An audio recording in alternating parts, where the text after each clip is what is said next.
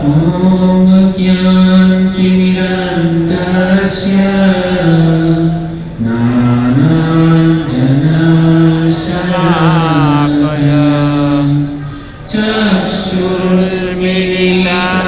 येन तस्मै श्रीगुरुवे नमः। श्रीचैतन्यमनोभीष्टं स्थापितं येन भूतले स्वयं रूपं गदामह्यं ददाति स्वपदान्तिकम्। वन्देऽहं श्रीगुरो श्रीयुतपदकमलं श्रीगुरोन् वैष्णवांश्च श्रीरूपं सग्रजातं सहगणरघुनाथं वितन्तं सजीवम् साद्वैतं सावधूतं परिजनसहितं श्रीकृष्णचैतन्यदेवं श्रीराधाकृष्णपादान् सगणललिता श्रीविशाखान्वितंश्च।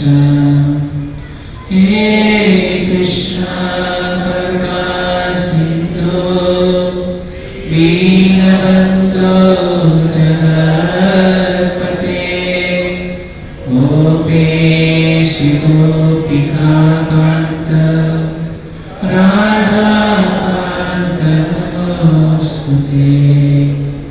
तप्तकाञ्चन गौराङ्गी राधे वृन्दावनेश्वरी वृषभानुसुते देवी प्रणमामि हरिप्रिये। वाञ्छाकल्पतरुभ्यश्च कृपासिन्धुभ्यैव च पतितानां पावनेभ्यो वैष्णवेभ्यो नमो नमः। जय श्री कृष्ण चैतन्य प्रभु नित्यानंद अद्वैत गदाधर श्रीवासादि गौर भक्तवृंद। हरे कृष्णा कृष्णा कृष्णा हरे हरे हरे राम राम राम हरे हरे। हरे कृष्णा कृष्णा कृष्णा हरे हरे हरे राम राम राम हरे हरे। हरे कृष्णा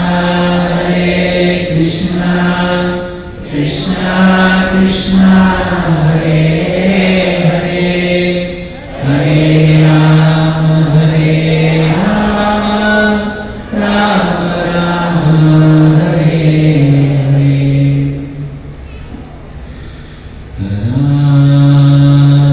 पदारविन्दे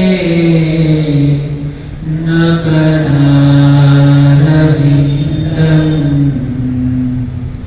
मोहारविन्दे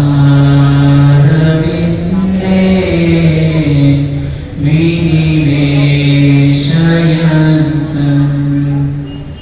वातस्य पत्रस्य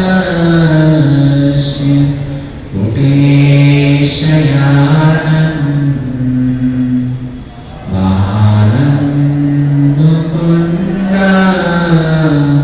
मनसा स्मरामि।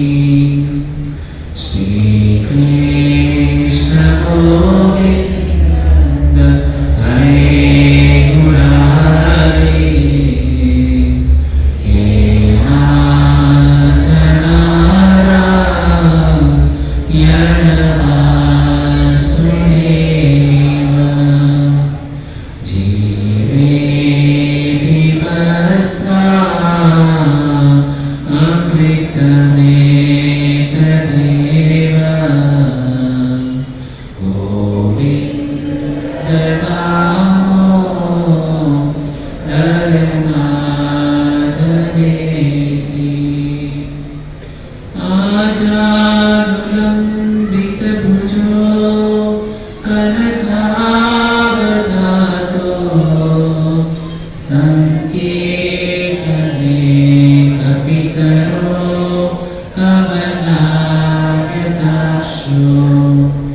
विश्वम्भरो द्विजिभरो युगधर्मपालो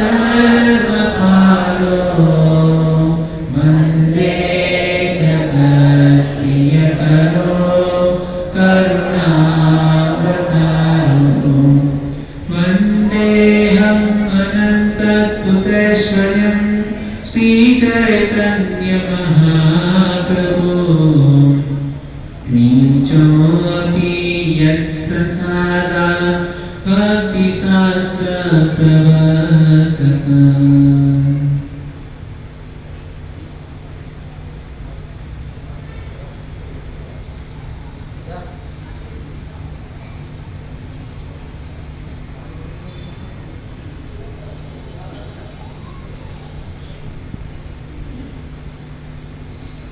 हरे कृष्ण।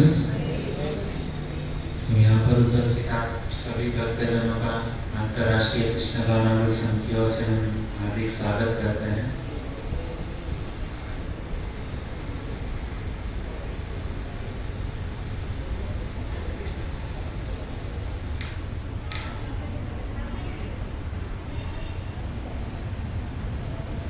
हमारा बड़ा सौभाग्य है, यहाँ पे प्रत्येक बुधवार को हम यहाँ पर भगवद गीता को सुनने के लिए हम यहाँ पर उपस्थित होते हैं।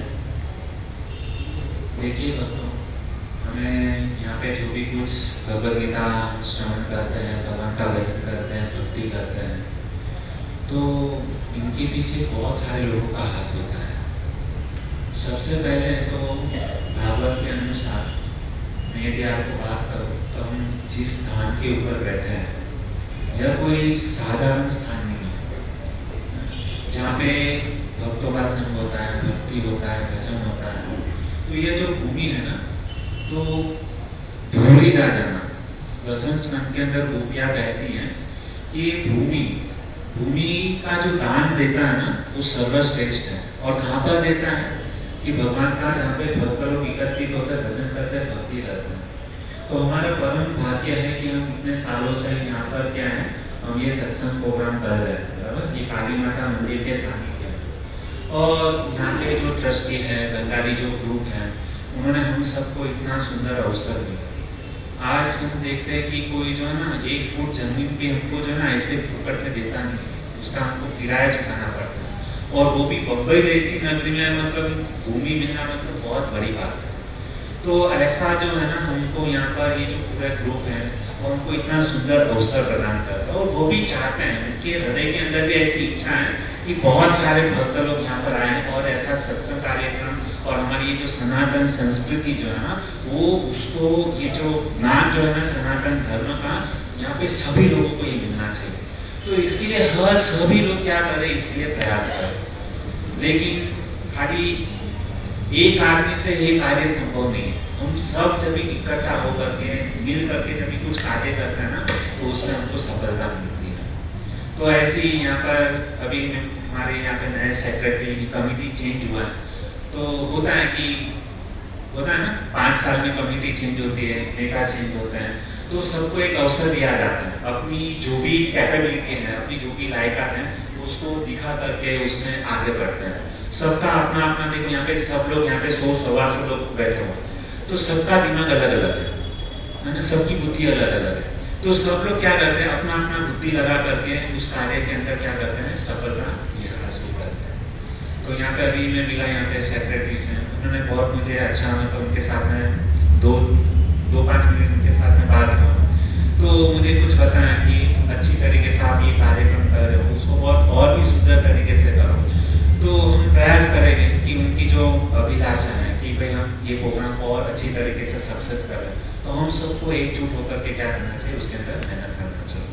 तो आइए ये नई जो यहाँ पे कमेटी है का एक बार हरे कृष्ण महामंत्र बोलकर उनका अभिवादन व्यक्त करते हैं। हरे कृष्णा कृष्णा कृष्णा हरे हरे, हरे राम राम राम हरे हरे। और उनके लिए भी हम प्रार्थना करते हैं कि इसी तरीके से हमको सहयोग करते हैं और ये हमारा प्रोग्राम जो है ना सालों तक जो है ना यहाँ पे ऐसे चलता है। तो थैंक यू वेरी मच प्रभु जी, हरे कृष्ण। तो आज का जो प्रोग्राम जो है इस प्रकार से है कि कि हम प्रभुपाद महाराज की कृपा से ऐसी भक्तिवेदांत स्वामी प्रभुपाद, गुरु महाराज एवं समस्त वैष्णवगण, आचार्यगण, यहाँ पर जितने भी लोग उपस्थित हैं, आप सभी की कृपा से मैं यहाँ पर कुछ बोलने का प्रयास करूँगा। तो उसमें जो भी कुछ त्रुटि हो जाए तो आपका एक छोटा सा सेवक समझ करके हमारी त्रुटि को क्षमा करें। आज जो टॉपिक है बहुत ही महत्वपूर्ण है। भगवद गीता को चालू करने से पहले छोटी सी एक बात आपको बताना चाहूँगा कि देखिए, हम सब भक्त लोग जो है ना, यहाँ पर आते हैं भगवद गीता सुनने के लिए। तो हम भगवद गीता को सुनते हैं बहुत अच्छी तरीके से, हम प्रयास भी करते हैं भगवद गीता को सुनने के लिए। लेकिन प्रॉब्लम क्या होता है पता है कि हम भगवद गीता को सुनते हैं, चले जाते हैं, दिमाग में कुछ चीज जाती है, कुछ चीज नहीं जाती, और हम हर एक बुधवार को कुछ नया कुछ टॉपिक आपको बताते, कुछ नई कथा बताते, कुछ नई स्टोरी बताते। क्यों बताते? ताकि हमारे जीवन के अंदर उसको केवल उसको सुनकर आनंद नहीं लेना, ये एंजॉयमेंट के लिए नहीं है, लेकिन उसको सुन करके हमको हमारे जीवन में परिवर्तन करना। उसके लिए मैं ये स्टार्टिंग में कुछ कथा बताता हूँ ताकि हमारे जीवन के अंदर कुछ इम्प्लीमेंट हो। तो हम देखते हैं कि ये जो भगवद गीता जब हम सुनते हैं, बराबर, तो एक छोटी सी कहानी बताऊँ मैं। हमारे भेजे में कभी जाता नहीं जाता, लेकिन फिर भी हम सुनते हैं तो बहुत बड़ी बात। तो एक छोटा सा बालक था और उसके पिताजी थे। तो उसके पिताजी क्या करते थे, बालक को हमेशा क्या करते थे, भगवद गीता को सुनाते थे। तो एक दिन बच्चे ने अपने पिता से बोला कि पिताजी, दादाजी, आप मुझे हमेशा भगवद गीता सुनाते हो, बराबर, लेकिन हमारी खोपड़ी में कुछ जाता नहीं। तो उन्होंने, पिताजी ने जब ये बात सुनी तो हमारे दिमाग में कुछ जाता नहीं है, क्या करके। तो पिताजी ने क्या किया, एक एक्सपेरिमेंट किया। जैसे लास्ट टाइम हमने कुछ आपको कर्म करवाया था, तो उसी प्रकार से ये जो लड़का जो था ना, उसके पिताजी ने एक एक्टिविटी दिया, कुछ करने को, कुछ कर्म करने को। उन्होंने कहा बेटा इधर। तो उन्होंने क्या किया, वो जो लड़का जो था ना, वो पिताजी के पास में गया और पिताजी के पास में जा करके पिताजी ने उसको कहा यहाँ पे बाजू में एक टोकरी पड़ी है ना, तो वो टोकरी को लेकर के आओ। तो वो जो टोकरी जो थी ना, वो कोयला जो रहता ना, उसके जब भी टोकरी के अंदर हम कोयला भरते हैं तो पूरी टोकरी जो है ना, उसका कलर चेंज हो जाता है। वो टोकरी क्या होती है, पूरी काली काली सर्दी, मतलब वो टोकरी होती है। तो अभी हुआ क्या कि ये जो टोकरी जो था ना, एकदम काली सी थी और एकदम गंदगी भरी हुई ऐसी थी, जैसे कीचड़ के अंदर कैसा मतलब ये होता है, उस प्रकार से। तो हुआ क्या भक्तों कि वो पिताजी ने बच्चे को कहा कि यहाँ पे बाजू में नदी है, जाओ तुम इस टोकरी में जो है ना पानी भर के लाओ। अभी वो बच्चा जो था वो पिताजी को कहने लगा कि पिताजी, ये पूरी टोकरी जो है ना काली गंदगी है, इसमें पानी टिकेगा नहीं। आपको भी पता है कि टोकरी के अंदर पानी टिक जाएगा क्योंकि उसके अंदर बहुत सारे छेद होते हैं। तो पिताजी ने उसको कहा तुम बहुत इंटेलिजेंट हो, समझदार हो, मैं जो कहता हूँ ना वो करो, तुम कर पाओगे। अभी पिताजी ने कहा है, बच्चा कैसे मना कर सकता है। तो उन्होंने क्या किया, अपनी पिता को खुश करने के लिए वो जो टोकरी जो थी ना, वो लेकर के गया और बाजू में जो नदी जो थी ना, उसमें पानी भरा और पानी भर करके पिताजी ने कहा था पानी भर करके मेरे पास लेकर के आना। तो बच्चा जो है ना, टोकरी में पूरा पानी भरा छलोछल और अपने पिताजी के पास में लेकर आया। लेकिन प्रॉब्लम क्या हुआ कि जब भी नदी से वो पानी भर करके पिताजी के पास में जब भी पहुंचा, तब तलक क्या हुआ, पानी क्या हो गया, खाली हो गया। ठीक है। तो लड़के ने कहा पिताजी, मैंने आपको पहले ही कहा था कि इस टोकरी के अंदर पानी टिकेगा नहीं। वापस पिताजी ने कहा कि तुम कर सकते हो, वापस तुम एक बार प्रयास करो। बच्चा कहता है पिताजी ने कहा है और इतना मतलब वजन देकर के कह रहे कि तुमको करना है। तो बच्चे ने मना नहीं किया, आज्ञा के आगे पूछ रहा था। आजकल के बच्चे की तरह नहीं था। पिताजी ने कहा भले, मतलब वो उसको भी पता है कि पानी टिकने नहीं वाला है, लेकिन फिर भी पिताजी बोल रहे हैं मुझे करना है। आजकल के बच्चे लोग रहते हैं, अरे पिता बुद्धू, तुमको इतना भी नहीं पता है। आजकल के लड़के लोग ऐसे बोलते हैं। लेकिन इन्होंने क्या किया, मना नहीं किया। पिताजी की आज्ञा है तो तुरंत ही वापस क्या किया, भाग के गया, क्योंकि पिताजी ने एकदम जोर से बोला ना, तो भाग के गया और वापस उसमें क्या किया, एकदम जोर से क्या किया, उसमें पानी भरा और पानी वहां तक पहुंचाना था। तो उसने क्या किया, पानी की टोकरी को भर करके तेज गति से भागा, और जैसे ही मतलब जितनी तेज गति से वो भागा ना, तो क्या वो उसमें जितना भी पानी था ना, वो ही तेज गति से सारा पानी वहां पे। बाद में पिताजी को आकर के कहा, पिताजी मैंने पहले ही कहा था कि इसके अंदर पानी टिकेगा नहीं। तो पिताजी बोले, मैं भी आपको वही समझाने जा रहा हूँ कि आप बोल रहे हो कि रोज मैं भगवत गीता पढ़ता हूँ, आप बोलते हो मुझे कुछ याद रहता नहीं, ये खोपड़ी में जाता नहीं। तो ये एक्टिविटी करवाते हैं, ये प्रक्रिया करवाते हैं, पिताजी ने बच्चे को समझाया। क्या समझाया कि जिस प्रकार से है ना, तुम ये टोकरी गए पानी भरने के लिए, पानी टिकाना है ना, अभी ये टोकरी का कलर देखो, वो जो काली गंदगी वाला, मतलब जो टोकरी जो था ना, भले पानी नहीं टिका लेकिन टोकरी तो साफ हुई की नहीं। क्या हुआ कि कम से कम उसने 2 बार जब प्रयास किया तो उस टोकरी में पानी नहीं टिका, लेकिन उसमें जो गंदगी जो थी ना, वो साफ हो गई। उसी प्रकार से भक्तों, हमारे दिमाग में चाहे ये भगवत गीता या मैं जो भी कुछ बोलता हूँ, वह प्रवचन आपके और हमारी खोपड़ी में जाए या ना जाए, लेकिन हमारे मन के अंदर जो कचरा जो घुसा हुआ है ना, कम से कम गंदगी तो साफ होगी। इसके लिए हमको क्या करना चाहिए, प्रत्येक जितना भी अवसर जब भी मिले ना, तो क्या करना चाहिए, भगवत गीता को हमको क्या करना चाहिए, सुनना चाहिए। सुनने से एक दिन ऐसा आएगा कि जैसे टोकरी साफ हो गई ना, तो हमारे दिमाग के अंदर जो कचरा भरा हुआ है ना, वो सारा कचरा एक दिन जो है ना, वो साफ हो जाएगा। और जैसे ही कचरा साफ होगा ना, एक दिन ऐसा आएगा कि सारा ज्ञान जो है ना, एकदम अर्जुन को ऐसे 45 मिनट्स में पूरी भगवत गीता भगवान ने बता दी, और सारी भगवत गीता अर्जुन केवल 45 मिनट में समझ गया। उसी प्रकार से एक दिन ऐसा आएगा कि सारी भगवत गीता जो है ना, हमारी खोपड़ी में फिट हो जाएगा। तो इसके लिए हम बोलते हैं कि चाहे आपको समझ में आए या ना आए, लेकिन केवल आप यहाँ पे जो है ना, भक्तों के बीच में बैठा करो, और बैठने से जो है ना, एक दिन भगवान जो है ना, अवश्य कृपा करेगा, और यह ज्ञान जो है ना, हमारी खोपड़ी में चला जाएगा। और क्या है, भगवान के प्रयास देखते हैं, और जब हम क्या कहते, प्रयास ही नहीं करते, प्रभु जी इम्पॉसिबल है। आज तक कभी हम लोगों ने संस्कृत का ज्ञान पढ़ा नहीं, संस्कृत का भी नहीं पता है, कैसे पॉसिबल है? सब कुछ पॉसिबल है। इस दुनिया के अंदर ना कुछ भी चीज इम्पॉसिबल नहीं है। इम्पॉसिबल डिक्शनरी का वर्ड जो है ना, पूरा गलत है। एक आदमी चाहे ना, सब कुछ कर सकता है। बहुत सारे इतिहास के अंदर जो है ना, प्रमाण दिए गए हैं, लेकिन हमको क्या करना है, केवल प्रयास करना है। और प्रयास भी कैसा करना चाहिए, हमको इंटेलिजेंट लोगों के पास में जो है ना, बैठना चाहिए। यदि हम जो बुद्धिमान व्यक्ति के बाजू में बैठेंगे ना, तो ज्ञान जो है ना, थोड़ा बहुत तो आएगा। उसके पास 100% है, तो हमारे पास में उसके बाजू में बैठने से 10% तो दिमाग में घुसेगा। तो इसके लिए करना चाहिए। और भगवान देखते कि ये बंदा जो है ना, प्रयास करता है, भले हमारे पास कुछ नॉलेज नहीं है। जिस प्रकार से हम शादी के अंदर जाते हैं, बराबर, तो शादी के अंदर क्या होता है, वो फोटोग्राफर जो है ना, दूल्हा दुल्हन का फोटो सबसे ज्यादा खींचता है। अभी तो ये फैशन अभी कैसा है कि ये कम हो गया, क्योंकि सबके पास में क्या है, कैमरा आ गया है, तो सब लोग अपने अपने मोबाइल में सेल्फी वगैरह खींचते रहते। लेकिन पहले ये जो है ना, बहुत वैसा सब लोग जो है ना, दूल्हा के बाजू में आजू बाजू घूमते हैं। क्यों घूमते हैं? ये भाई वो फोटो भले दूल्हे का ले रहा है, लेकिन उसके आजू बाजू में रहेंगे तो हमारा फोटो भी जो है ना, उसके अंदर आ जाएगा। उसी प्रकार से भगवान भी देखते हैं कि भले इसको कुछ भी ज्ञान नहीं है, लेकिन गीता जो सुन रहा है, गीता का जिसके पास ज्ञान है, उसके बाजू में वो बंदा बैठा था।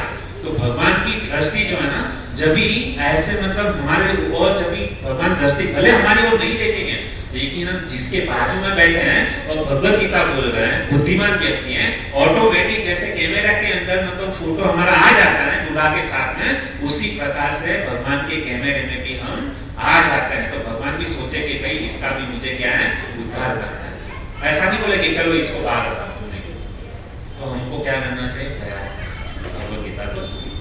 तो आइए हम हमारा ये जो टॉपिक है, भगवत गीता के अंतिम छोर पर हम खड़े हुए हैं।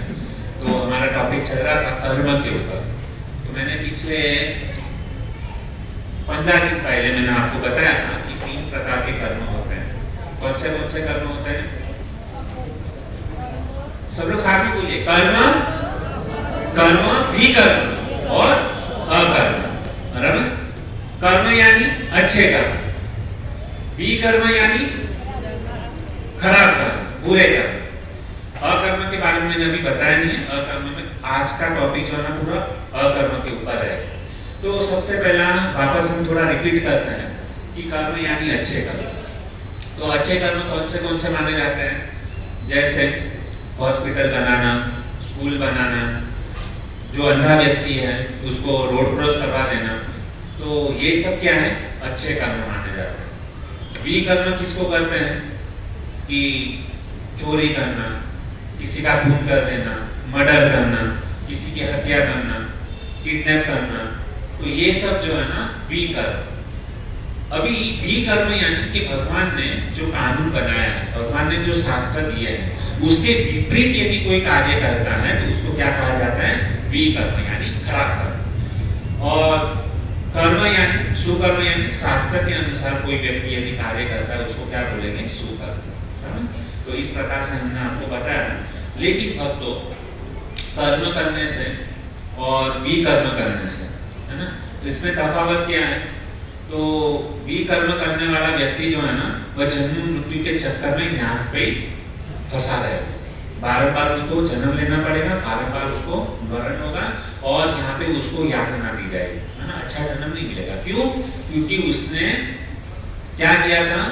खराब कर्म किया था। इसके लिए भगवान उसको क्या करते हैं? सजा देते हैं। और यदि हम अच्छे कर्म करते हैं तो क्या होता है? तो भगवत गीता के अंदर भगवत गीता का 9वां अध्याय और 21 नंबर का श्लोक, तो बहुत ही सुंदर इसके अंदर मतलब बताते हैं। ये जो भगवत गीता का ये जो श्लोक है ना, बहुत ही सुंदर है। कहते हैं तेत्वं भुक्त्वा स्वर्गलोक विशालम। ये जो पहली लाइन है, पहली लाइन में आपको समझाने का प्रयास करूंगा। जैसे आप स्क्रीन के ऊपर देख सकते हैं, ये भगवान श्री कृष्ण के द्वारा उच्चारण किया गया श्लोक है। बहुत ही महत्वपूर्ण श्लोक है। क्या कहते? ते त्वं भूत्वा स्वर्गलोक विशालम। कहते हैं कि यदि हम अच्छा कर्म करते हैं, है ना, तो अच्छा कर्म करने से क्या मिलता है? पुण्य मिलता है।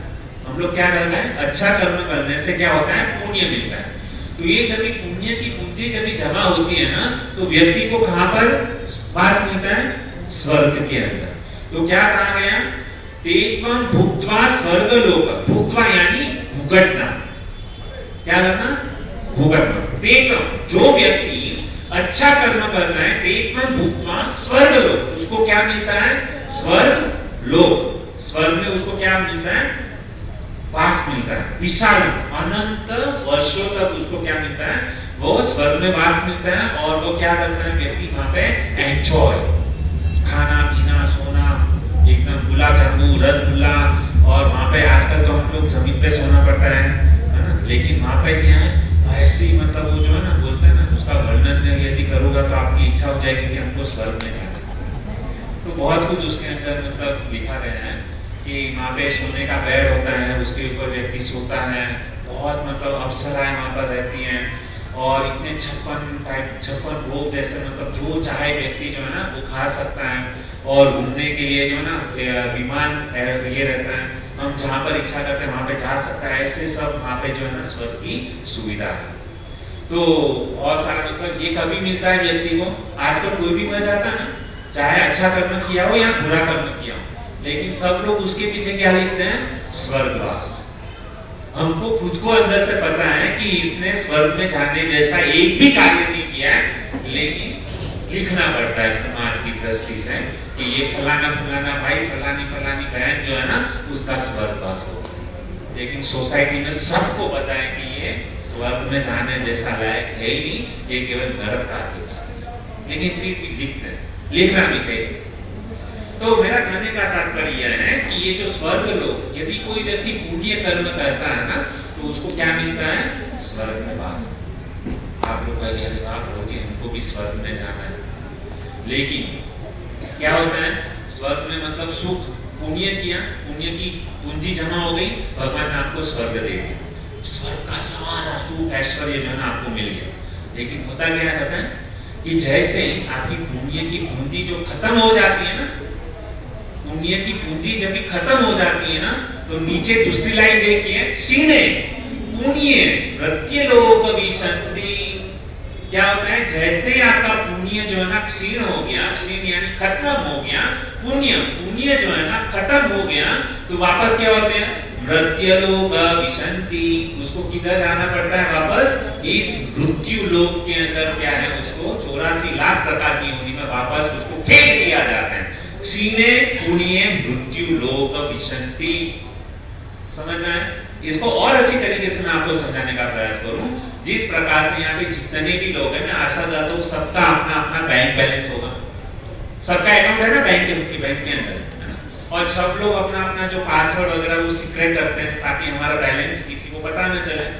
तो जिस प्रकार से बैंक में आपका पूंजी है, बहुत सारा पैसा जमा हुआ है ना, तो आप उसको निकालते जाएंगे। फॉर एग्जांपल आपका बैंक के अंदर फॉर एग्जांपल 50 लाख रुपया है, और 50 लाख रुपया आपने बैंक से निकाल दिए, और उसके बाद में आप बैंक के अंदर जाओगे और मैनेजर को कहोगे कि मुझे पैसा चाहिए।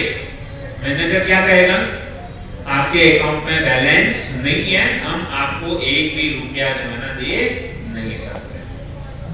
तो बैंक में पैसा खत्म हो गया, तो क्या हो गया, आप बैंक से पैसा निकाल नहीं सकते हैं। उसी प्रकार से भक्तों, हमारा पुण्य जो है ना, वो स्वर्ग में जाने के बाद में कितना टाइम तक आपको मिलता है स्वर्गवास, आपका पुण्य जितना है उतना। मटका जो पानी से भरा होता है, बराबर, तो जैसे रोज पानी अगर पिएगे तो क्या होता है, सुबह को भरा हुआ मटका शाम को खाली हो जाता है ना, पानी तो दूसरे की वापस भरना पड़ता है। तो उसी प्रकार से आपका पुण्य का मटका भरा हुआ है, और जैसे स्वर्ग में गए हैं कुछ सालों तक आपको रहने के लिए मिलेगा, और जैसे पुण्य का मटका खाली हो गया, वापस से वहां पे इंद्र देवता जो है हमको नीचे फेंक देंगे, भागो यहाँ से। क्यों? क्योंकि आपका बैलेंस खत्म है। तो और अच्छी तरीके से मैं समझाऊं कि जैसे बैंक में बैलेंस, बराबर, आपके अकाउंट के अंदर जो है ना बैलेंस नहीं है, आपके अकाउंट में बैलेंस नहीं, आप बैंक में जाओ, आपका कितना भी रिश्तेदार वहां पे मैनेजर की पोस्ट के ऊपर है, आपका भाईबंद भी क्यों ना हो, लेकिन आपके अकाउंट में अगर बैलेंस नहीं है, तो आपका भाईबंद भी जो है ना आपको 1 रुपया भी जो है ना दे नहीं सकता। लेकिन उसका उल्टा, आपके अकाउंट में बैलेंस है बैंक के अंदर, है ना, और आपका दुश्मन भी यदि बैंक में वहां पे मैनेजर है ना, तो वो भी, वो भले आपका दुश्मन है, लेकिन वो आपको पैसे निकालने से मना नहीं कर सकता। क्यों? क्योंकि आपके पास में बैलेंस है। तो ये जो कर्म का जो है ना, वो भी हिस्सा है, ये जो है ना इसी प्रकार से, यदि हमने अच्छे कर्म किए ना तो हमको स्वर्ग में मिलेगा। लेकिन बड़ी तकलीफ जो है ना, क्या है, दुख के साथ में कहना पड़ता है, क्षीणे पुण्य मृत्यु लोकम विशंति, जैसे पुण्य खत्म हो गया वापस इस चक्र। तो आप कहेंगे प्रभु जी बुरा कर्म तो बुरा है ही, अच्छा कर्म भी पूरा है। क्यों? क्योंकि स्वर्ग में जाने के बाद में वापस क्या होना पड़ता है, वापस यहाँ पे जन्म मृत्यु के चक्कर में 84 लाख प्रकार की योनि में भटकना पड़ता है। तो आप कहेंगे प्रभु जी हम कर्म ही क्यों करें? जिस प्रकार से गाड़ी है, बराबर, तो गाड़ी कब तक चलेगी, गाड़ी के अंदर पेट्रोल है तब तक गाड़ी चलेगी, लेकिन जैसे ही गाड़ी के अंदर पेट्रोल खत्म, गाड़ी बंद। अगर वापस गाड़ी को चलाना तो वापस क्या करना पड़ेगा, उसके अंदर पेट्रोल डालना पड़ेगा। उसी प्रकार से वापस जब पुण्य खत्म हो जाता है ना, वापस यहाँ पर आकर के आपको क्या करना पड़ेगा, वापस पुण्य कमाना पड़ेगा। पुण्य क्या है, किसी को रास्ता क्रॉस करवाया, हॉस्पिटल बनना है, स्कूल कॉलेज बनना है, ये सब पुण्य। पुण्य करने से व्यक्ति को स्वर्ग में वास मिलता है, भगवत धाम नहीं मिलता है। समझ में आ रहा है? भगवान का धाम नहीं मिलेगा, उसको केवल स्वर्ग मिलेगा, लेकिन स्वर्ग में जाने के बाद भी उसको वापस यहाँ पे भटका जाएगा। तो आप कहेंगे प्रभु जी आपने ये सब बताया, लेकिन अभी हमारी टेंशन बढ़ गई। क्यों टेंशन बढ़ गई? देखो बुरे कर्म तो बुरे ही, बराबर, बुरा कर्म क्या, तो यहाँ पे जन्म मृत्यु के चक्कर में फंसना है, दुख मिलने ही वाला है। लेकिन अच्छे कर्म करेंगे तो भी मतलब क्या है, वापस यहाँ पे आना। तो हम बुरे कर्म भी नहीं करेंगे, अच्छे कर्म भी नहीं करेंगे, है ना? प्रश्न होता है हम कर्म ही क्यों करें? क्योंकि वापस यही चक्कर मतलब ये करना है। तो प्रभु जी हमको कर्म ही नहीं करना, हम मोनी बाबा बैठे रहे। तो आप बोलोगे लेकिन मोनी बाबा जब आप बैठ के ये करो, सांस लेना भी एक कर्म है, पता है आपको? हम जो सांस लेते हैं ना वो भी एक कर्म है। हवा के अंदर कितने सारे कीटाणु होते हैं, वो हमारे नाक के अंदर जाते हैं, ये होते हैं, तो हम कितने कीटाणु को मार रहे हैं, तो उसका भी फल आपको भुगतना पड़ता है। अच्छे कर्म का भी फल भुगतना पड़ता है और बुरे कर्म का भी फल जो है ना आपको भुगतना पड़ता है। करना क्या है प्रभु जी? अच्छे कर्म करेंगे तो भी तकलीफ है, बुरे कर्म करेंगे तो भी तकलीफ है, क्या करें? तो भगवत गीता के अंदर भगवान श्री कृष्ण जो है ना बहुत ही सुंदर बात बताते हैं। भगवत गीता अध्याय 3 और श्लोक क्रमांक 5। तो यहाँ पे क्या कहते हैं? नहीं कश्चित् क्षणमपि चातु तिष्ठति अकर्मकृतं कार्यते हि वश कर्म सर्व प्रकृते जय गुणे। इस संसार में कोई भी ऐसा व्यक्ति नहीं है कि कर्म किए बिना रह सके। कर्म सबको करना है। जैसे मैंने बोला सांस लेना भी क्या है? कर्म। तो कर्म तो क्या है? सबको करना है और उसमें अच्छे कर्म भी है, बुरे कर्म भी। हम ना चाहते हुए भी हमको कभी-कभी क्या होता है? बुरे कर्म करने पड़ते हैं। जैसे आप झाड़ू मारे बिना रह नहीं सकते हो और जब भी हम झाड़ू लगाते हैं तो कितने सारे कीटाणु मर जाते हैं। कपड़े धोते हो तो ऐसा साइंटिस्ट बोलता है कि पानी के अंदर भी जो ना बहुत सारे कीटाणु होते हैं। तो कपड़े धोते हो तो उसमें भी मतलब हम लोग को क्या लगता है? पाप लगता है, तो उसके लिए नरक जाना पड़ता है। तो भगवान कहते हैं कि क्या क्या कहते हैं? नहीं कश्चित् क्षणमपि, कोई भी व्यक्ति ऐसा नहीं चातु तिष्ठति कर्मकृतं, कोई भी व्यक्ति कर्म किए बिना रह नहीं सकता है ना। कार्यते ही वश कर्म सर्व प्रकृते जय। यहाँ पे कहते हैं कि हमको क्या करना चाहिए? अकर्म करना चाहिए। तो कैसे करना चाहिए? भगवत गीता 4 अध्याय 17 नंबर का श्लोक के अंदर बहुत ही सुंदर कहते हैं, कर्मणो अपि बोद्धव्यम बोद्धव्यम च विकर्मणा अकर्मणा अपि बोद्धव्यम गहना कर्मणो गति। कर्म किए बगैर कोई रह नहीं सकता है, लेकिन व्यक्ति को क्या करना चाहिए कि यदि कोई व्यक्ति कर्म करता है तो कर्म का बंधन उसको लगता है। अच्छा कर्म किया तो भी और बुरा कर्म किया तो भी उसको कर्म का बंधन जो है ना भुगतना पड़ता है। अच्छे कर्म किए तो भी कर्म का बंधन लगेगा, बुरे कर्म किए तो भी कर्म का बंधन लगता है। तो यहाँ पे क्या कहते हैं? अकर्मणा अपि बोद्धव्यम, व्यक्ति को क्या करना चाहिए? अकर्म जो है ना बोद्धव्यम, उसको व्यक्ति को अकर्म करना चाहिए। गहना कर्मणो गति, ये कर्म की गति है। और संसार में रहने वाले लोग जो है ना यदि अकर्म करेगा ना तो वो क्या करेगा? जन्म मृत्यु के चक्कर से बच सकता। अभी यहाँ पे प्रश्न ये होता है कि प्रभु जी ठीक है आपने बोला कि अकर्म करना चाहिए, तो अकर्म की परिभाषा क्या है? अकर्म, अकर्म का यानी ऐसा कर्म कि जिससे हमको कर्म का बंधन न लगे उसको अकर्म करना चाहिए। और इसको क्लियर करूं कि अकर्म किसको कहेंगे? कि भक्तिमय कर्म, भगवान की प्रसन्नता हेतु हम जो भी कुछ कर्म करते हैं उसको क्या कहते हैं? अकर्म कहते हैं। हम जो भी कुछ करते हैं वह किसकी प्रसन्नता के लिए करना चाहिए? कृष्ण की प्रसन्नता के लिए, भगवान की प्रसन्नता के लिए हम यदि कार्य करते हैं तो हमको किसी भी तरह का कर्म का बंधन नहीं लगेगा। अब यहाँ पे और एक प्रश्न होता है, प्रश्न के ऊपर प्रश्न हो रहे हैं, क्या होना चाहिए? कि प्रभु जी आप बोलते हो अकर्म करना चाहिए, भगवान को खुश करने के लिए कर्म करना चाहिए। यदि हम और आपने बोला कि अकर्म क्या है? भक्ति। यदि हम सब लोग भगवान की भक्ति करने लगेंगे तो हम पूरा गृहस्थ लोग हैं, बीवी बच्चे वाले हैं, है ना। हमारे माता पिता का ख्याल कौन रखेगा? हमारी पत्नी का ध्यान कौन रखेगा? हमारे बच्चे का ध्यान कौन रखेगा? ये सब क्या करें? भक्ति करें कि हम परिवार का ध्यान रखें, नौकरी में जाए, क्या करें? प्रश्न होता है ना। आप बोलते हो अकर्म करो, लेकिन भक्ति अगर करेंगे तो हम हमारा परिवार छूट जाएगा, बीवी बच्चे छोड़ने पड़ेंगे, है ना। मन के अंदर प्रश्न होता है ना, तो उसका भी सॉल्यूशन भगवान भगवत गीता के अंदर करते हैं। भगवत गीता 3.30 उसमें क्या कहते हैं? यज्ञ शिष्टासिना संतो मुच्यन्ते सर्व किलीकैः भुजन्ते ते त्वदं पापाये। तो हम जो भी कुछ करते हैं ना, हम कार्य करते हैं, यज्ञ यज्ञ शिष्टासिना संतो, इसके अंदर वो श्लोक नहीं है, ठीक है, उसके बाद वाला श्लोक है। यहाँ पे जो श्लोक है ना ये भी उसके रिलेटेड है। भगवत गीता 9.27 में उसमें क्या कहते हैं कि यत् करोषि यदन्नासि यज्जुहोषि ददासि यत् तपस्यस्य कौन्तेय तत्पुरुष मद अर्पण। क्या कहते हैं? यत् करोषि यदन्नासि यज्जुहोषि ददासि। हम हे अर्जुन तुम जो भी जो कार्य करते हो ना, चाहे आप मतलब अर्जुन उस समय के अर्जुन का क्या कार्य था कि अर्जुन को भगवान ने कहा कि तुम युद्ध करो।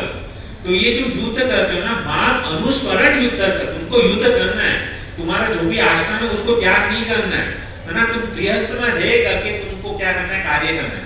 अभी अर्जुन क्षत्रिय था तो अर्जुन को भगवान ने क्या कहा कि मैं तुमको आज्ञा देता हूँ कि तुम युद्ध अर्जुन ने मना किया, ये मेरे संबंधी हैं, मेरे भाई हैं, मेरे मामा हैं, मेरे चाचा हैं, उसके ऊपर मैं किस प्रकार से अस्त्र चला सकता हूँ। तो अर्जुन मना किया कि इसको मारने से मुझे पाप लगेगा। तो तभी उस समय भगवान कहते हैं कि तुम क्षत्रिय हो। और अर्जुन यहाँ तक बोलता है कि मैं जो है ना ये सब कुछ छोड़ करके, युद्ध किसके लिए हो रहा था? भूमि के लिए, है ना। ये दुर्योधन आदि भाइयों ने 5 पांडवों को जो है ना ये सोए की नोक की जितनी भी भूमि देने के लिए मना कर दिया ना, इसके लिए दोनों के बीच में युद्ध छिड़ा था। भाइयों में युद्ध हो रहा था जमीन के लिए। आज भी होता है ना, जमीन के लिए भाई लोग झगड़ते हैं, एक दूसरे का गला काटने के लिए तत्पर हो जाते हैं। भूमि, ये अभी की बात नहीं, उस समय से ये चलता आ रहा है, महाभारत के समय पे। तो जब भी मना किया तभी निश्चय हो गया कि हम युद्ध करेंगे। लेकिन जब युद्ध कुरुक्षेत्र की युद्ध भूमि में जब अर्जुन, पांडव और ये सब कौरवों के सामने जब आ गए ना, तो अर्जुन के मतलब क्या है, पूरा शरीर कांपने लगा और उसका गांडी धनुष हाथ से गिरने लगा। और अर्जुन ने कहा कि ये मेरे पितामह भीष्म हैं, जिन्होंने मुझे मतलब बड़ा किया। ये मेरे गुरु द्रोणाचार्य, जिसकी कृपा से आज मैं मतलब पूरा विश्व भर में धनुधारी अर्जुन कहलाता हूँ, उस गुरु की मैं हत्या करूं?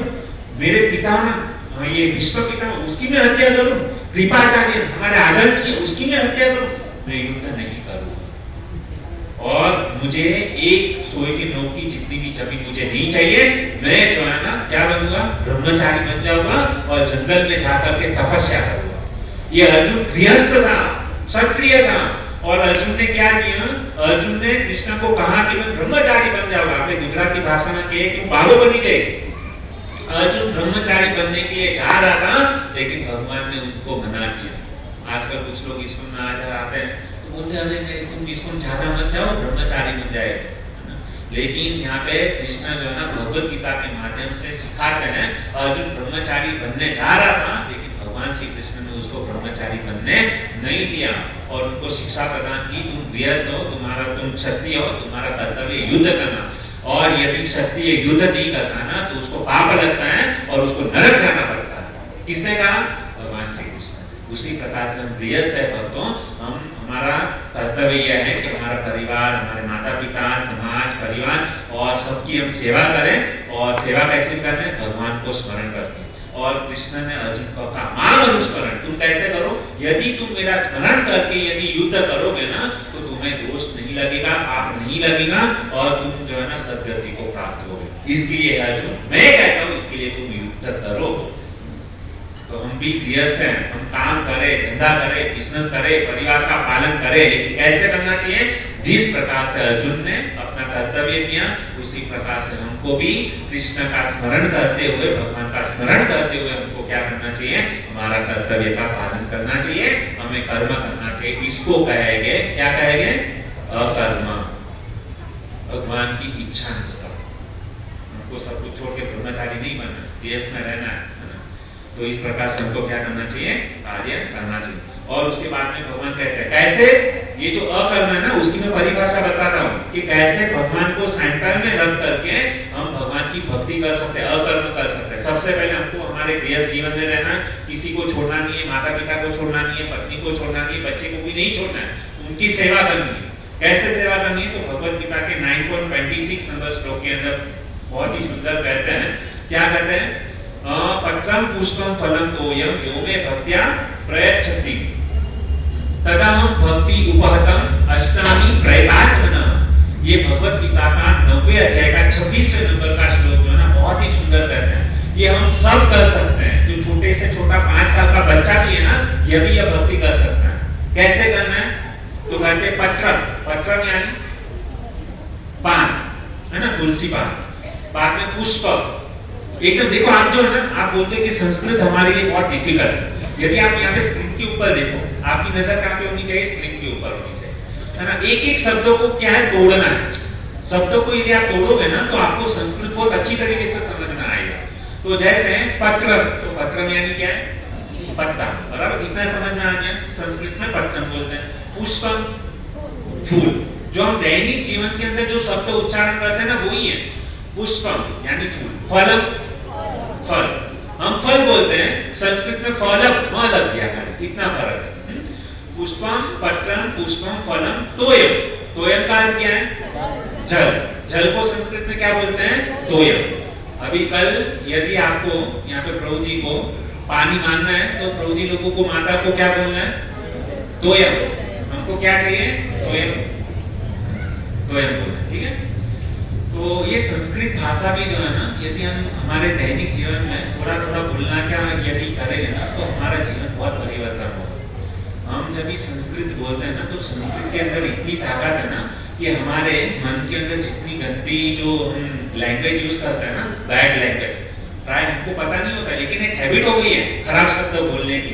बात के अंदर गुस्सा आया तुरंत गलत शब्द बोल दिए। तो ये हैबिट जो है ना, पूरी आदत जो है ना, वो निकल जाएगी।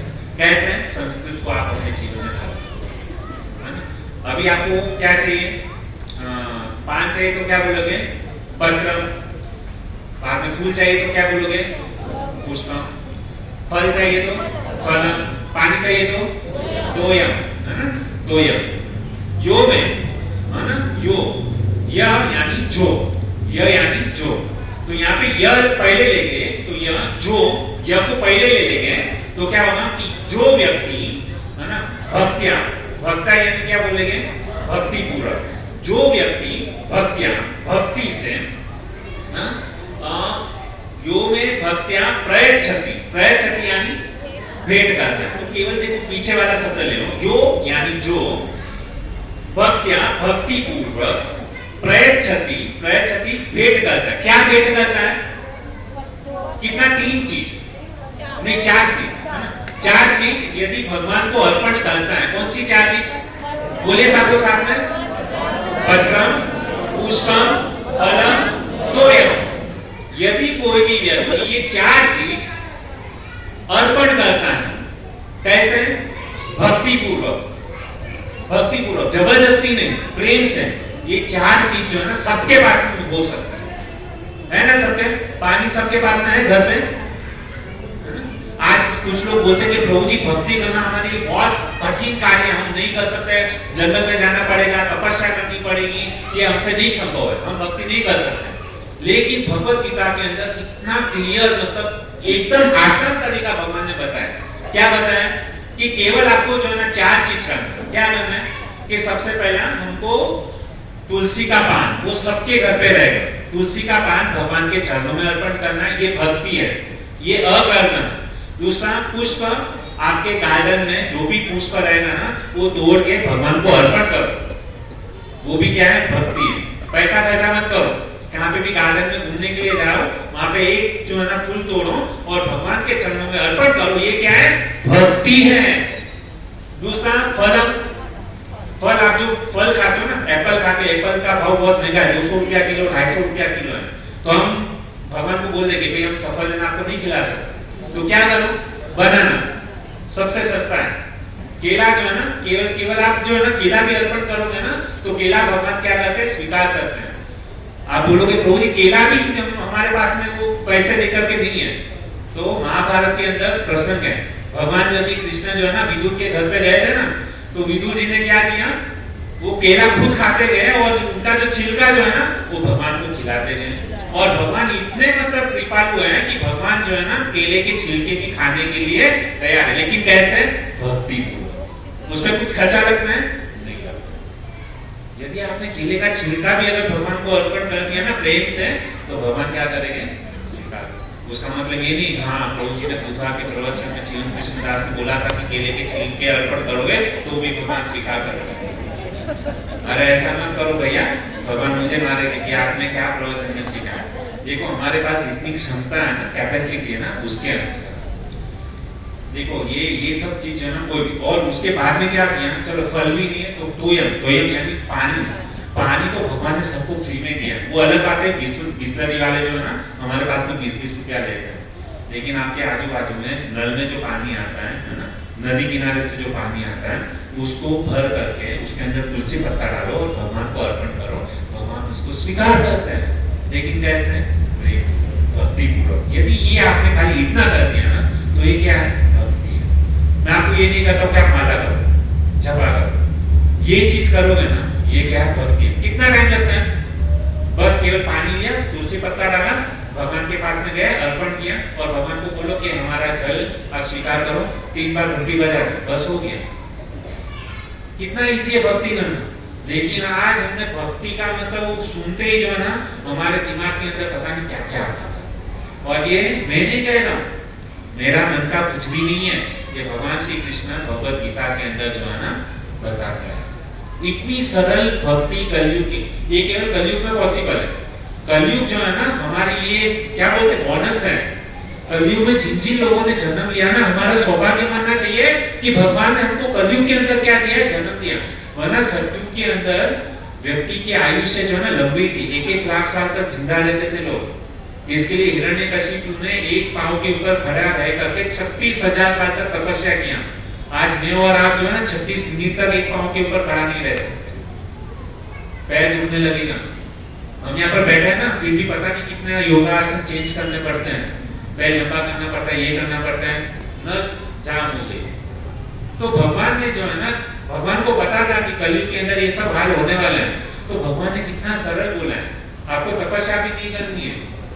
सबसे ज्यादा जो ना लोग डरते, कह रहे हैं यहाँ पे मंदिर में जाएंगे तो डोनेशन देना पड़ेगा। हम आपसे डोनेशन भी नहीं मांग रहे, क्योंकि जब भी हम डोनेशन देते हैं ना, तो डोनेशन देते समय जो ना प्रेम नहीं रहता है, खाली बाहर दिखाते हैं कि हम डोनेशन दे रहे हैं। गलती से मतलब 500 की नोट चली गई ना, हमको डालनी थी 10 रुपए की नोट और गलती से 100 रुपया मतलब चला गया ना, पता नहीं अंदर से कितनी धावा की निकलती है। पंखे के नीचे बैठे, एसी के नीचे बैठे है, लेकिन दिल जलता है, अंदर से आग निकलती है, क्योंकि डालना था क्या 10 रुपए की नोट और 100 और 500 की नोट चली गई, होता है। और ये जब इस प्रकार से करोगे ना तो भगवान खुश नहीं होते, क्योंकि भगवान केवल चाहते हैं भाई तुम जो भी कुछ देते हो ना प्रेम से दो।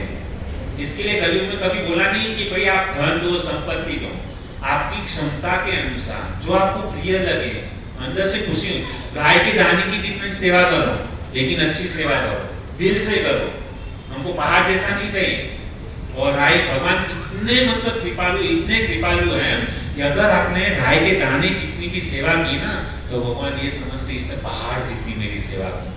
और यदि हम पहाड़ जितनी गलतियां करते हैं, बड़े बड़े अपराध करते हैं, गलती करते हैं, भगवान वो राय के दाने की तरह नहीं गिनते ही नहीं है हमारी गलती को। ये भगवान का स्वभाव है। इसके लिए भगवान भगवान है, हम भगवान नहीं बन सकते।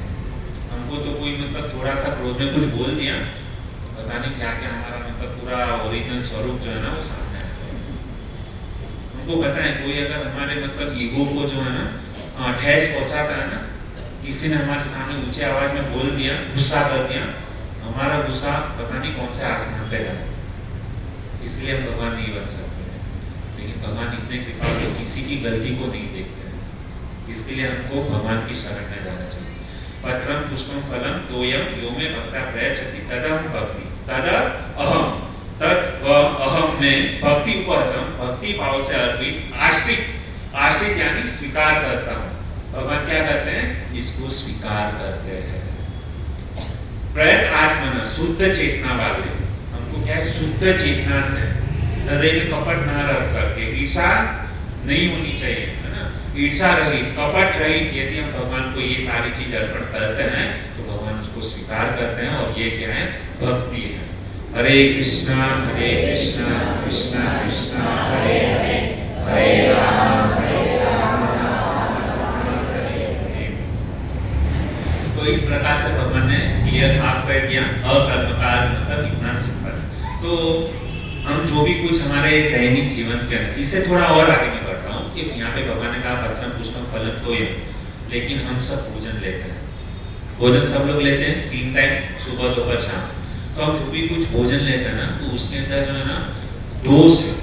क्या दोष है, उसके अंदर पाप है। यदि हम उस भोजन को भगवान को समर्पित नहीं करते नैवेद्य को, और बिना भगवान को अर्पण किए उस नैवेद्य को यदि हम स्वीकारते हैं ना, तो उसके अंदर हमको पाप लगता है, चाहे हम कुछ भी खाते हैं। तो इसके लिए आजकल हम देखते हैं कि हमारा स्वभाव जो है ना क्रोध आता है, गुस्सा आता है। क्यों? क्योंकि हम जो भी खाते हैं ना पाप खाते हैं। तो पाप खाने से पाप कार्य करेंगे, यदि पुण्य खाएंगे तो पुण्य कार्य करेंगे। तो हमको पाप करना है कि पुण्य करना है? कितने लोगों को पुण्य करना है? तो यहाँ पे जितने भी लोग हैं ना, कल से अपने अपने घर पे जो व्यक्ति पुण्य करना चाहते, जबरदस्ती नहीं है, जिसको चाहता है कि हम पुण्य करें, तो उसको क्या करना है, अपने अपने घर पे हम जो भी कुछ, आपको कुछ नहीं एक्स्ट्रा करना है ना। आप भगवान का एक प्लेट अलग से रखो, उसके अंदर सब्जी, रोटी, दाल, छाछ जो भी आप खाते हो, तो उसको एक प्लेट के अंदर रख के भगवान को क्या करना है, तुलसी पत्ता डाल करके एक ग्लास के अंदर पानी लेना है, उसके अंदर तुलसी पत्ता डाल करके भगवान को अर्पण करना है ना। वो श्लोक वगैरह में बाद में सीखा होगा, वो काउंसिल में आपको सिखाया जाएगा, लेकिन आपको श्लोक नहीं आता, टेंशन मत लो, केवल आप 2 हाथ जोड़ो, भगवान को प्रणाम करो और भगवान को नतमस्तक होकर के जो है ना, अपनी जो भी बंगाली है बंगाली में बोले, हिंदी भाषी हिंदी में बोले, गुजराती है वो गुजराती बोले, भगवान श्री कृष्ण जो है ना सारी लैंग्वेज जानते हैं, है ना। तो हमको हमारी जो भी लैंग्वेज है उस लैंग्वेज में तो हाथ जोड़ करके भगवान को बोलना है, हे कन्हैया जी, हे राधा गिरधारी, हे जगन्नाथ बलदेव सुभद्रा, जो भी अपने घर पे जो है लड्डू गोपाल या जो भी है, वो हाथ जोड़ करके आंख बंद करके प्रार्थना करना है, हे कृष्ण हमारे ये जो भोग है ना, नैवेद्य को आप कृपा करके क्या करो, उसको स्वीकार करो।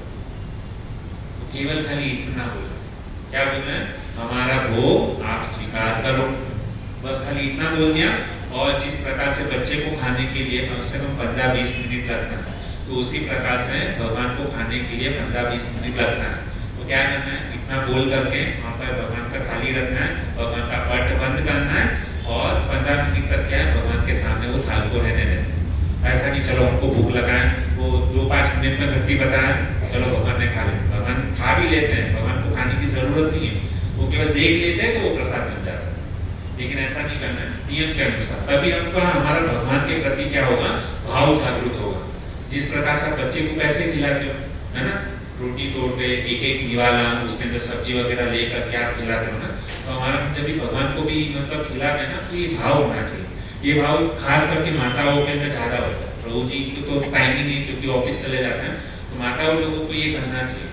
और जब भी माता इस प्रकार से भगवान को भोग लगाएगी, तो क्या होगा, उस भोग को, प्रसाद को जब भी सब लोग खाते हैं ना, तो उसके मन की ये जो बोलते हैं ना कचरा जो है ना, वो साफ होता है और प्रसाद जो है ना अंदर से कार्य करता है। यहाँ पे सुना हुआ प्रवचन जो है ना, गेट के बाहर जाओगे ना, दूसरे कान से निकल जाएगा, लेकिन भगवान का प्रसाद जो खाते हैं ना, वो अंदर से क्या करते हैं, शुद्ध करते हैं। जिस प्रकार से माताएं लोग क्या करते हैं, रोज प्रतिदिन मटका जो है ना, उसके अंदर पानी डाल करके जोर जोर से हिला करके क्या करते हैं, पानी साफ करते हैं। तो ये प्रसाद भी जो है ना, रोज प्रत्येक दिन क्या करना है, नया नया प्रसाद खाना है, और प्रसाद खाने से मटका जैसे मतलब मिलोने से वो साफ हो जाता है, उसी प्रकार से प्रसाद खाने से क्या होता है, हमारा सारा अशुद्धि जो है ना, गंदगी निकल जाती है। ये प्रत्येक लोगों को करना है। यदि जिसको पुण्य कमाना है, वो पुण्य नहीं कमाना है, प्रभु जी हमको नहीं करना है, केवल हम मतलब यहाँ पे एंजॉय कर रहे हैं, पाप कर्म कर रहे हैं, उसके लिए कोई जीव स्वतंत्र है, अपने अपने तरीके से कर सकते हैं। तो ये है, भगवान इससे क्या होता है, प्रसन्न होता है। तो ये जितनी भी इस दुनिया के अंदर जितनी भी सारी चीज है, वो किसकी है? ये आप बोलेंगे प्रभु, यहाँ पे प्रश्न ये होता है, प्रभु जी ये हम क्यों कर रहे हैं, ये हमको क्यों करना है? क्योंकि देखिए, हम एक ये पेन भी यदि किसी के पास से लेते हैं, है ना, लिखने के बाद में हम उसको जब भी रिटर्न देते हैं ना, तो क्या बोलते हैं, थैंक यू बोलते हैं। क्यों? क्योंकि उसने एक छोटी सी पेन मानो आपने ले लिया, उसका इस्तेमाल कर दिया, हम उसको जानते भी नहीं है, बस खाली इतना उपकार किया, एक छोटी सी पेन दे दी 2-5 मिनट में, तो उसको हम थैंक यू बोलते हैं, धन्यवाद बोलते हैं। तो ये जितना भी हम जगत के अंदर जो भी कुछ देखते हैं, वह चीज किसकी है, भगवान की है ना। कोई बोल सकता है कि ये चीज मतलब मेरी है, नहीं है, भगवान की दी हुई चीज है, तो भगवान को हम मतलब थैंक यू नहीं बोलते हैं, और भगवान की चीज हम इस्तेमाल करते हैं, तो इसके लिए हमको भगवान को ही अर्पण करना चाहिए। भगवान ने गीता के अंदर बोले हैं, हम लेकिन क्या करते, भगवान को नहीं करते, बस हमारी इच्छा से हम लोग मस्त से खाते हैं। एक पेन देते तो थैंक यू बोलते हो, लेकिन भगवान ने दी हुई चीज भगवान को ही अर्पण नहीं करते, कितनी गलत बात है ना। तो इसके ऊपर और एक मैं एग्जांपल देना चाहूंगा। एक सेठ था, अभी वो जो सेठ है जो था ना, उसने नया नया घर लिया था। आजकल घर लेते तो इंटीरियर डिजाइनिंग वगैरह सब काम करते हैं। तो सेठ ने क्या किया, घर लिया और कारपेंटर को बुलाया और उसको कहा कि मुझे बेड बनाना है, पलंग बनाना है, तो बना के दो। तो पलंग बनाने के लिए जितनी भी साधन सामग्री की आवश्यकता थी, वो सेठ ने कारपेंटर को ला करके दी। जैसे लकड़ा ला करके दिया, फेविकोल ला के दिया, किल्ली ला करके दिया, सब सारा मटेरियल जो है ना उसको ला करके दिया, और सेठ ने कहा कि तुमको ये बना के मुझे 10 दिन में रेडी करके चाहिए। तो उसने कारपेंटर ने कहा ठीक है, मैं आपको 10 दिन के अंदर आपका बेड जो है ना टकाटक रेडी करके दे दूंगा। अभी हुआ क्या कि सेठ ने, ये जो कारपेंटर जो था ना, सेठ घर पे नहीं था, उसको सारा सब कुछ पैसा वैसा जो भी जो था ना साधन सामग्री ला करके दी उसको, और 10 दिन के बाद में क्या हो गया, पूरा बेड जो है ना टकाटक रेडी हो गया। अभी जैसे बेड तैयार हो गया तो उसके बाद में क्या हुआ, सेठ घर पे आया, सेठ क्या देखा कि वो कारपेंटर ने पूरा बेड रेडी कर दिया, लेकिन वो जो कारपेंटर जो है ना वो बेड को उठा करके जो है ना घर से बाहर लेकर के जा रहे हैं। क्या लेकर के जा रहे हैं? तो सेठ जी ने पूछा ये क्या कर रहे हो? तो कहा कि ये बेड को मैं घर पे लेकर के जा रहा हूं। लेकिन ये बेड किसका है? वो कारपेंटर क्या बोल रहे हैं कि ये बेड मैंने बनाया, इसके लिए बेड मेरा है, लेकिन ये एक्चुअली बेड किसका है? सेठ का है ना। सेठ ने क्या की, क्योंकि पैसा जितना भी साधन लकड़ा फेविकोल वगैरह जो भी कुछ लगा वो किसने दिया था? सेठ ने दिया था। इसने तो केवल क्या किया था? मजदूरी दी, मतलब वो सामान लेकर के, इधर उधर का सामान लेकर के उस बेड को फिटिंग किया, लेकिन ओरिजिनली वो किसका है? बेड सेठ का। लेकिन वो कारपेंटर क्या बोल रहे हैं? ये बेड मेरा है। तो वास्तविक में वो कारपेंटर और कोई नहीं, हम लोग खुद ही है। आप लोग कैसे प्रभु जी? तो बता दो, भगवान की दी हुई चीज को थोड़ा सा इधर करते उधर करते हैं और उस चीज को क्या मान बैठते हैं? ये चीज किसकी है? मेरी है। भगवान बोलते ये चीज मेरी है, लेकिन हम क्या बोलते? नहीं, ये आपकी नहीं, ये चीज मेरी है। लेकिन भगवान को पता है, सेठ को पता है ये चीज किसकी है? भगवान। देखिए हम जो भी कुछ यहाँ पे कार्य करते हैं, जैसे यहाँ पे कोई डायमंड वाले बैठे है ना, तो डायमंड वाले क्या करते हैं? कच्चा हीरा वो जमीन में से निकलता है, बाद में उसको पॉलिशिंग करते हैं, अच्छा शेप देते हैं, हीरा को घिसते हैं, और उसके बाद में पूरा हीरा जो है ना अच्छी तरीके से तैयार हो जाता है। बाद में उसको मार्केट के अंदर बेचते हैं, और उसको बेचने के बाद में मतलब क्या अच्छा मुनाफा मिलता है। तो हमको ये डायमंड वाले रोज क्या कच्चा माल लेते हैं, हीरा बनाते हैं, और डायमंड वाले क्या बोलते हैं? ये हीरा किसका है? मेरा है। लेकिन वास्तविक में ये डायमंड किसका है? भगवान का। क्योंकि जमीन में से निकाला ना, ये पृथ्वी किसकी है? भगवान की है। भगवान ने यदि पृथ्वी ना दी होती तो आप डायमंड कहां से ही करते थे? अभी कोई फॉर एग्जांपल टेक्सटाइल मार्केट में है ना, वो क्या करता है? कपड़ा बनाता है, कपड़ा सिलता है, तो वो क्या बोलते हैं? ये कपड़ा किसका है? मेरा है। लेकिन वो कपड़ा ओरिजिनल आया कहां से? प्रकृति में से। जब तक आप कुछ भी चीज इस बिना इस्तेमाल किए उसको आप बना नहीं सकते, है ना। तो सारी चीज क्या है? प्रकृति भगवान ने दी है, और हम क्या है? भगवान के द्वारा दी हुई चीज को थोड़ा सा इधर उधर करके उसको कुछ समझ लो डिजाइन करके दे देते हैं, और उसके ऊपर हम प्रबष्ट मानते हैं कि ये चीज मेरी है, लेकिन वास्तविक में किसकी है? इसके लिए हमको क्या करना चाहिए? भगवान ने हमें जो भी कुछ दिया है ना, वो भगवान को क्या करना चाहिए? अर्पण करना चाहिए। और ये यदि हम इस प्रकार हम जब भी मान के चलते हैं कि भगवान ने हमको जो भी कुछ दिया, घर दिया, बंगला दिया, गाड़ी दिया, ये सारी चीज किसकी है? भगवान की है। और इस प्रकार से जब हम समझ के यदि कार्य करेंगे तो आपको उसके अंदर कर्म का बंधन नहीं लगेगा। लेकिन जिस दिन आपने ऐसा सोच लिया कि ये चीज मेरी है, तभी गड़बड़ है। वो क्या है? पाप उसको माना जाएगा। और इस प्रकार से यदि पाप यदि करोगे तो क्या होगा? नरक में हमको जो है ना जाना पड़ेगा। इसके लिए सावधान भक्तों, उनको क्या करना है? अकर्म हमको जो है ना करना चाहिए, और भगवान को जो है ना हमेशा हमको क्या करते रहना चाहिए? याद करते रहना चाहिए। और एक मैं आपको लास्ट एग्जांपल देके मैं मेरी वाणी को विराम करूँगा। एक्चुअली आज थोड़ा सा मुझे लेट हो गया, मुझे बहुत सारे ये कर्म के ऊपर जो ना अकर्म के ऊपर बहुत सारा बताना था, लेकिन हमारे पास में थोड़ा समय कम है। लेकिन ये अकर्म को भक्त लोग समझना बहुत जरूरी है। यदि ये अकर्म को समझ लिया ना तो आप भक्ति जो ना बहुत अच्छी तरीके से कर पाओगे। अभी मैं आपको एक एग्जांपल देता हूँ। जिस प्रकार से हमारे बॉर्डर के ऊपर सैनिक लोग रहते हैं, क्यों? हमारी रक्षा करते हैं। तो हम क्या करते हैं? वो जो सैनिक जो है ना, तो सैनिक लोग जब भी दूसरे देश वाले हमारे ऊपर आक्रमण करते हैं तो हमारे बॉर्डर के ऊपर सैनिक लोग क्या करते हैं, विशु विशु विशु विशु, है ना, वो झगड़ा करते हैं, उसके साथ में फाइटिंग करते हैं, तो उसको बंदूक दी जाती है। तो वो बॉर्डर के ऊपर जो सैनिक जो है ना, वो बहुत सारे दुश्मनों की उसने क्या किया, हत्या कर दी। तो क्या उसको पाप लगेगा? हाँ, क्यों नहीं लगेगा? हाँ, देश की रक्षा के लिए उन्होंने क्या किया, गोली चलाई।